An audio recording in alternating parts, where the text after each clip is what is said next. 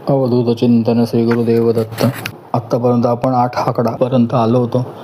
आज आपण 9 आकडा जो आहे 9, 18, 27 ही डेटप्रमाणे तारखेप्रमाणे जन्मतारखेतला दिवस असं 9वा महिना म्हणजे सप्टेंबर महिना.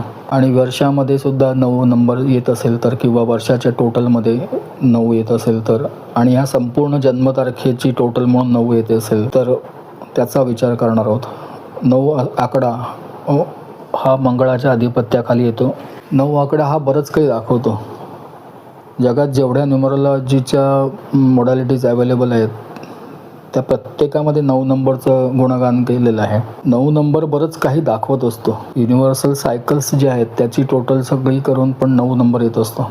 तर तो जरा एक वेगळा भाग होतो, आपण त्याच्यात जाणार नाही आहोत. एक कॅल्डियन न्यूमरोलॉजी म्हणून आहे जे मंगळाच्या अधिपत्याखाली वगैरे सांगतात. त्याच्याबरोबर ते 9 नंबर म्हणजे करेज, धैर्य, तुमच्याकडे असलेल्या मिस्टिकल पॉवर्स, तुमची महत्त्वाकांक्षा, अशा बऱ्याच गोष्टी कॅल्डियन न्यूमरोलॉजी 9 नंबरला असाइन करतात. त्यांच्या मताप्रमाणे ज्यांच्याकडे 9 आहे आणि जास्त स्ट्रॉंग 9 आहे तर अशा लोकांना इंट्युशन चांगले असतात आणि जगात लीडर्स असतात. तसंही मंगळ ग्रह हा काम करण्यामध्ये सातत्याने बिझी असलेला ग्रह,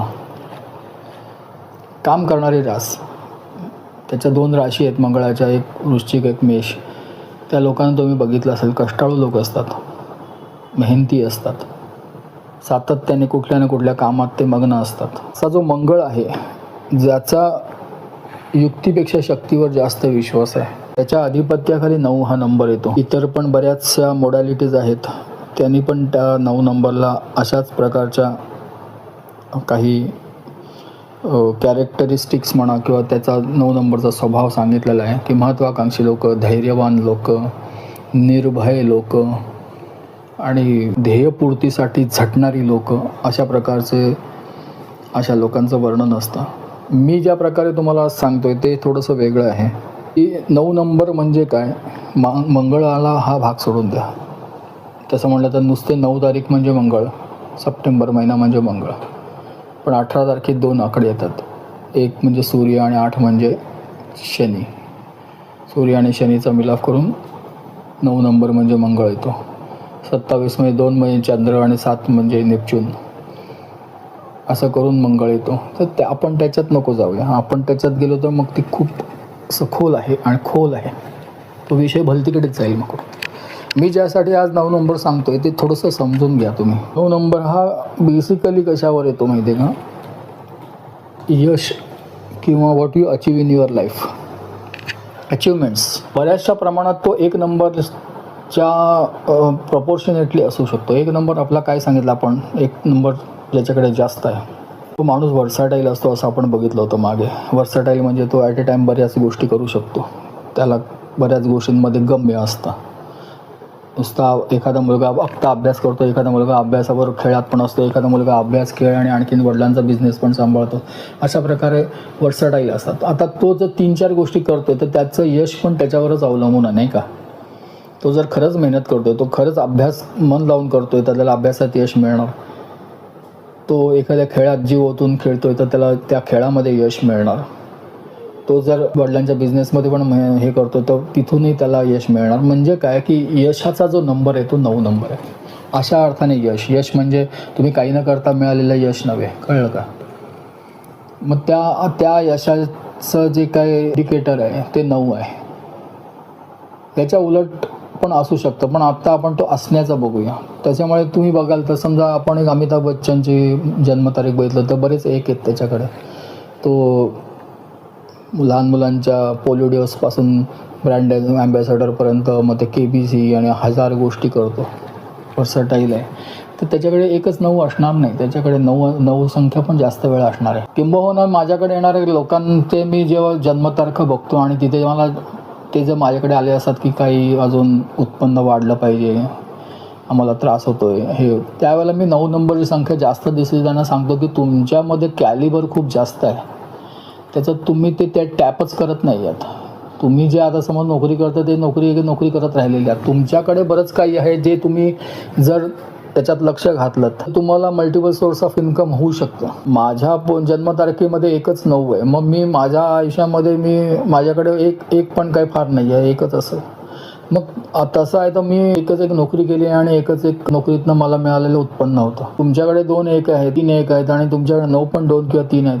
तर तुम्ही फक्त जर नोकरीच करत राहिलात किंवा तुम्ही फक्त एक आहे तो कुठला तरी व्यवसाय करत राहिलात, तुम्हाला त्याच्यातनं जे काही उत्पन्न होणार ते मिळणारच आहे की. तुम्ही त्याच्यामध्ये जास्त प्रोबिन केलं, त्याच्यामध्ये जास्त सुधारणा करायला गेलात, काही नवीन ॲड करायला गेलात, नवीन प्रॉडक्ट्स ॲड केलेत, नवीन काही एखादं ॲडिशनल काम घेतलं, नोकरी करता करता एखादं दुसरे कुठेतरी पार्ट टाईम घेतलात किंवा एखादा छोटा मोठा कन्सल्टन्सी घेतलीत किंवा एखादा व्यवसाय करायला घेतला, तर मल्टिपल सोर्स ऑफ इन्कम होणार नाही का तुम्हाला? तुम्हाला परमेश्वराने पाठवताना वर्सायडल बनवून पण पाठवले आणि तुमच्याकडे 9 नंबर.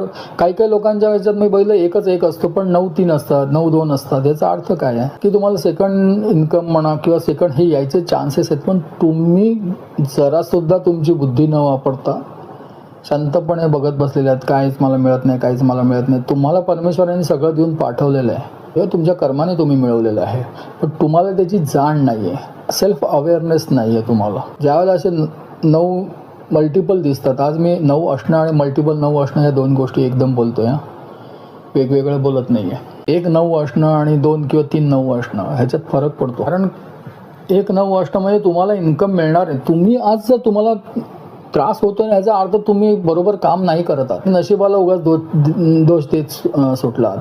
तुमच्या जन्मतारखेप्रमाणे 90 मध्ये तुम्हाला यश आहे. तुम्ही ते यश किती वाढवायचं आणि किती कसं करायचं आणि त्याचा उपयोग काय करायचा हे तुमच्यावर आहे, कळलं की नाही? म्हणजे तुम्हाला आता एक 10,000 रुपये पगार आहे, मग तो 10चा 15 20 40 50 कसा होणार ह्याच्यासाठी तुम्हालाच मेहनत करायची आहे ना. पण बेसिकली तुम्हाला उपाशी मारण्याची पाळी नाही आहे. तुम्ही 10,000 तर नक्की कमवताय. तुम्ही 10,000 कमवण्याची तुमची तसं लिहिलेलं आहे तुमच्या नशिबामध्ये आणि तुम्ही 1 रुपया पण कमवत नाही, तर ते तुमची स्वतःची चूक आहे बरं का. ते तुमच्या नशिबाची नाही आणि कशाची चूक नाही आहे. तुम्हाला काही करायचंच नाही हा त्याचा अर्थ होतो.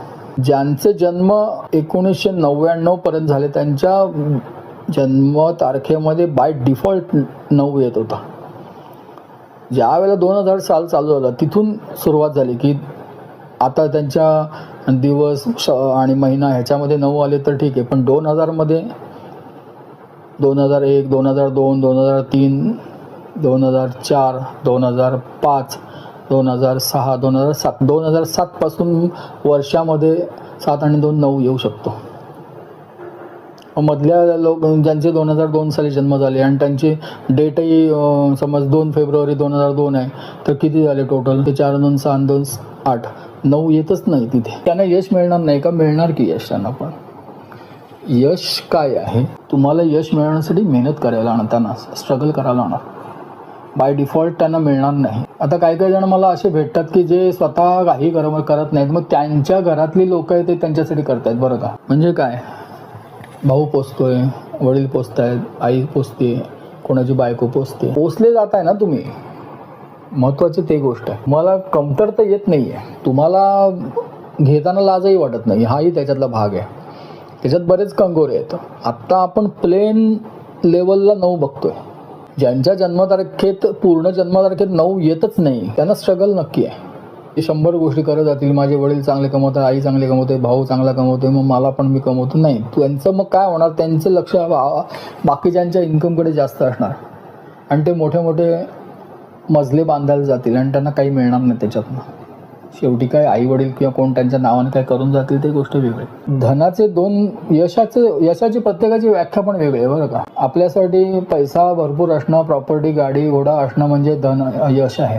आणि मुकेश अंबानीसाठी ते तर त्याच्याकडे ऑलरेडी आहेतच ना, पण त्याचा धंदा वाढीला लागणं, तो सगळं जग काबीज करणं ही त्याची यशाची व्याख्या असू शकते. अमिताभ बच्चनची वेगळी असू शकते, तुमची माझी वेगळी असू शकते. यशाची प्रत्येकाची व्याख्या वेगळी आहे, यशाच्या प्रत्येकाच्या अपेक्षा वेगळ्या आहेत. पण मुळात यश मिळवावं ही आत्मानं एक दुर्दम्य इच्छाशक्ती असावी लागते. मला यश मिळवायचं आहे. आई वडिलांच्या किंवा भावाच्या बहिणीच्या किंवा कोणाच्या तरी पैशावर मजा मारायच्या, ती अशा माणसाकडे यशाची दुर्दम्य इच्छाच नसते. तर साधारण आपण एक जनरल बघितलं आज, मंगळाचे कलागुण म्हणून त्यांच्याकडे दुर्दम्य इच्छाशक्ती असायला पाहिजे किंवा हे सगळं आहे. पण यशासाठी काम करावं लागेल. कुठल्याही तुम्ही क्षेत्रात असाल, तुम्ही एखाद्या खेळामध्ये असाल, एखाद्या कलेत असाल, एखाद्या व्यवसायात असाल, नोकरीत असाल, तुम्हाला काम करावं लागेल तर तुम्हाला यश मिळणार आहे. यश म्हणजे प्रत्येक वेळा धन जरी नसलं तरी शेवटी आपण आज पैशाच्या नजरेतून किंवा दृष्टिकोनातूनच यशाकडे बघतो. एखाद्या माणसाला खूप यशस्वी आहे पण त्याच्याकडे तार मारायला दमडी नसेल तर त्याला यशस्वी नाही म्हटलं जातं आज. तर आपण आज 9 नंबर असणं आणि जास्त प्रमाणात असणं ह्याच्याबद्दल थोडक्यात पाहिलं. पुढच्या भागामध्ये आपण 9 नंबर नसणं आणि कुंडलीतलं 9वं स्थान ह्याच्याबद्दल माहिती करून घेऊ. आज इथेच थांबतो. भक्तवत्सल, भक्ताभिमानी, राजाधिराज योगीराज परब्रह्म सद्गुरू श्री स्वामी समर्थ महाराज की जय. अवधूत चिंतन श्री गुरुदेव दत्त.